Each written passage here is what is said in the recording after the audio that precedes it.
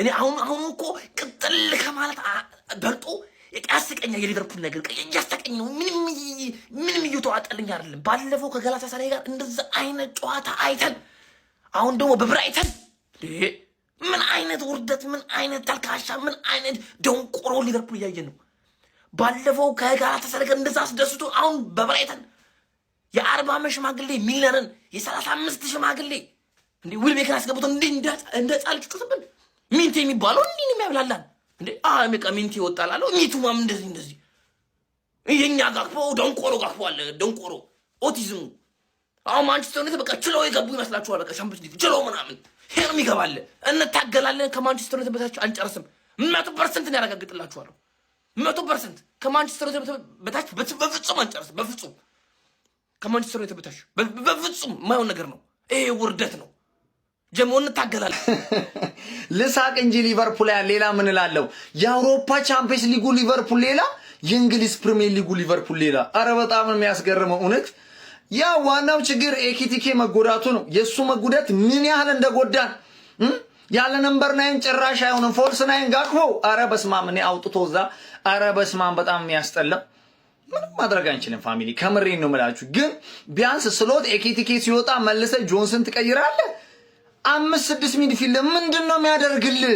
ኬዛን እንኳን ቢያንስ ወይ ሪዮ ኤንጉማን አታስገባው እንዴ? አረ በጣም ነው የሚያስጠላው እውነት። ቅያሪው ራሱ የስሎት አረ በስማም ያ ተነሳሽነት ራሱ የት ሄደ ዛሬ? እጅግ በጣም ያስጠላል እውነት። ቅድም እንዳልኳችሁ ኤኪቲኬ ያለ ነምበር 9 ጭራሽ በቃ ዜሮ በለ። ድሮም ፕሬሳቸው ያስፈራል። ያው እንደውም ከዚህ በላይ ሰፊ ጎል አለመቆጠሩ ራሱ ተመስገን እውነት ነው የምላችሁ እንጂ ብራይተን ሰከንድ ሃፍ በጣም ስንት ኳስ ነበር እንደዛ ሲያጠቁ የነበሩት። እኛ ሰከንድ ሃፍ ጭራሽ የለንም ነበር። እጅግ በጣም ያስጠላል። ለማንኛውም ፋሚሊ ቶተናም ባለፈው እንደዛ ነጥብ ዛሬ ትላንት ትርፌ ጣለች ብለን ተደስተን ሳንጨርስ ዛሬ ልንደሰት ስንል ማነቁ ሊጉ አላቅም። ብቻ ያው ቀጣይ እንግዲህ እና አሌክሳንደር ዘግሬትም ሊደርሱ ይችላሉ ለቀጣይ ጨዋታ። ያው ደስ የሚለው ነገር ዛሬም ቼልሲም ይቋጠርባታል። ኤቨርተን ተስፋ አለን ብለን እናስባለን። ዩናይትድም ትላንት መጣሉ ነው። ብቻ ግን ያስጠላል እውነተኛ እንደዚህ እንደምንም ብለን ይሄንን ጨዋታ ማሸነፍ አሸነፈን መውጣት ወይ ቢያንስ አቻ እንኳን አድርጎ መውጣት ያስጠላል ፋሚሊ። ለማንኛውም ኤኪቲኬ ያው ከጉዳቱ እንግዲህ ቀላል እንዲያደርግለት ዱአ እናደርጋለን። አይዞ ሊቪያንስ ይሁን ነበሩ ካሉን ይማቻችሁ። የራሳቸውን ህይወት በስትክክል ሳይመሩ የሰው ጨዋታ ላይ ፊት ተበላው አይቋጥሩ። አሮጊቷ አብሬሽ ወደ እኩያስ መሰልኩሽ እንዴ? እኔ ሁለተኛ ላለመሆን ሚዜ ላለመሆን ምቋጥር አንቺ ዶክተር ለመግባት ምናምን ምትርመጨመጪ I'm fly in the sky you walk alone on the earth you understand? ገቢቶ ኖ ገቢቶ በቃ ምንም ማድረግ የለም። እሺው በቃ ማለት ነው።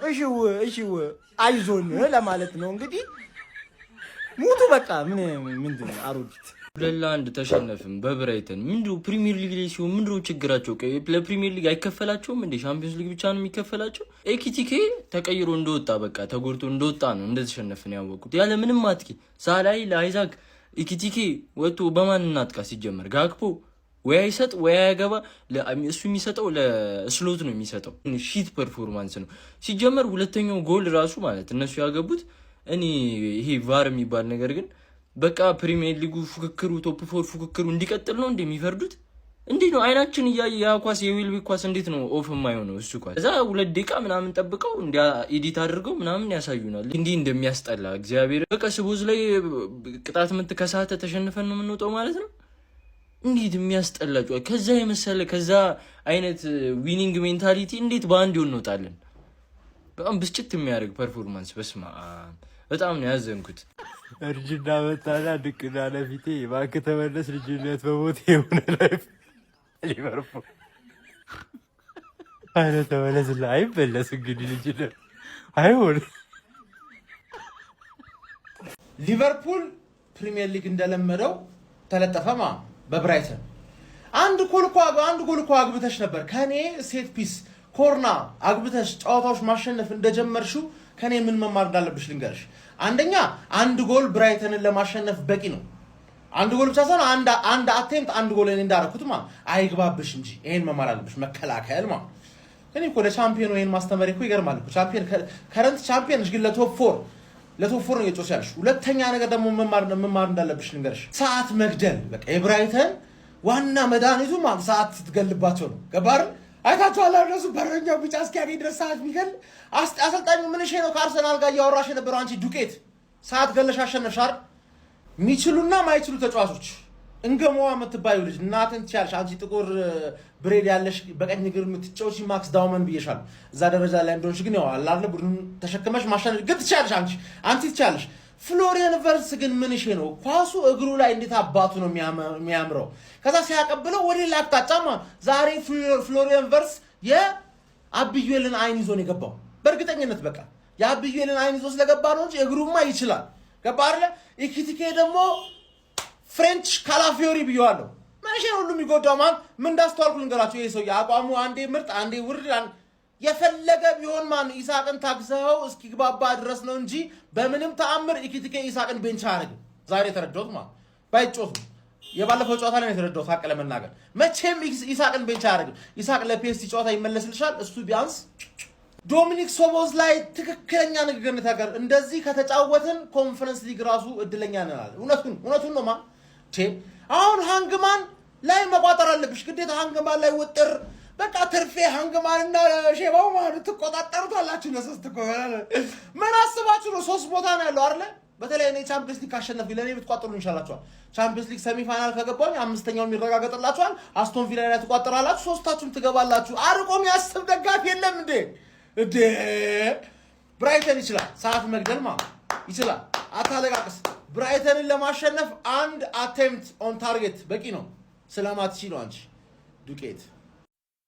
ኧረ ጉዳት ለጉድ! ኧረ ጉዳት! ኧረ ጉዳት! የጨዋታውን ችግር እንሸነፍ። እኔ ጨዋታ አይደለም እያበሳጨኛል። ኢኬቲኬ ተጎዳ። አሁን ከባድ ይሁን ቀላል የምናውቀው ነገር የለም።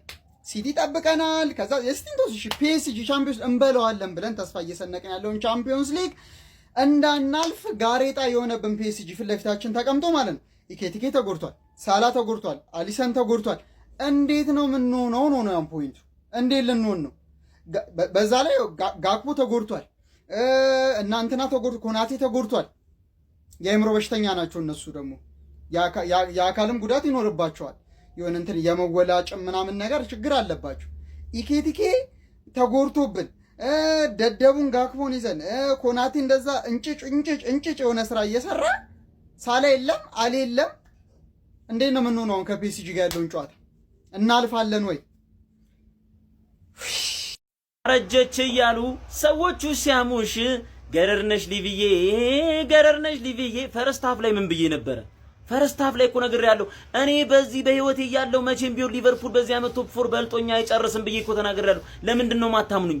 ብራይተን ወስዶ ልጥፍን ያደርግሽ ማለት ነው። ልጥፍ በቃ ምንም እንዳታወሪ። ትናንትና እኔ በጣም ተናድጄ ብል ነበር በማንቸስተር። ለካ መናደድ የለብኝም።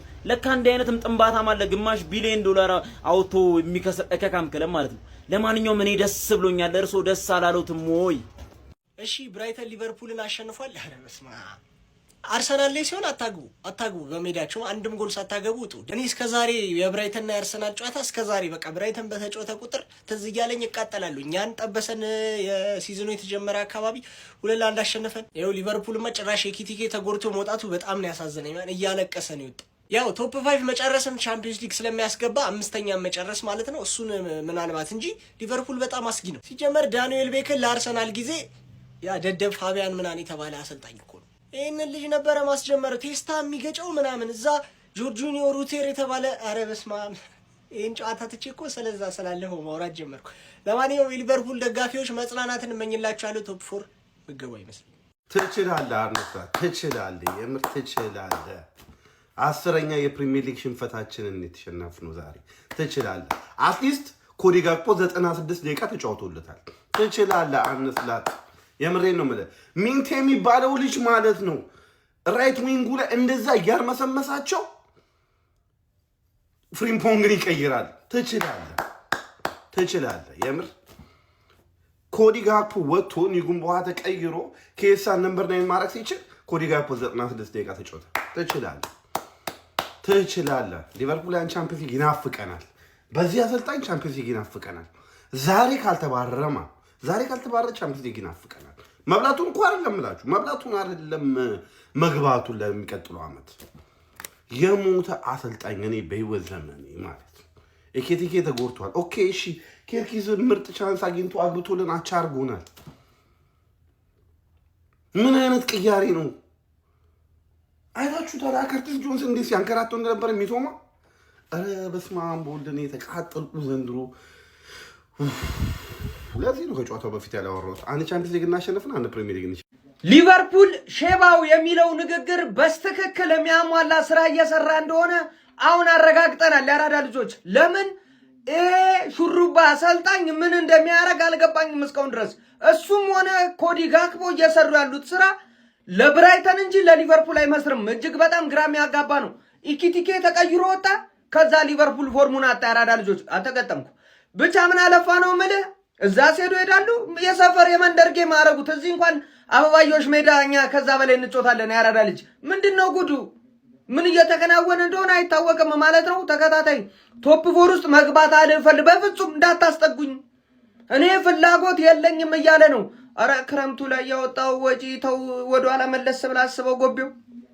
አረ ልብ በለው ያራዳ ልጆች። ለማንኛውም ይሄ በውስጥ የተላቅ ቴናግ ራሱ ሳይሆን የቀረም አይመስለኝም። ያራዳ ልጆች አረ እንደውም የፕሮማክስ ነው። ግራም ያጋባ ነው ምል ብቻ ጨጓራቸውን ልጦ ፈጀው ነው ምል፣ ሌላ ነገር የለውም። ምንም ጥያቄ በሌለው መልኩ ሊቨርፑል ራሱን እያሸሸ ነው። እሱና ቼልሲ ወደኋላ ሆኗል ሩጫቸው። እስቲ ቼልሲ ማታ ይጮታል። አብረን የምንመለከቱ ይሆናል። ሀሳብ አስተያየታችሁን ኮሜንት ላይ አስቀምጡ። ይመቻል።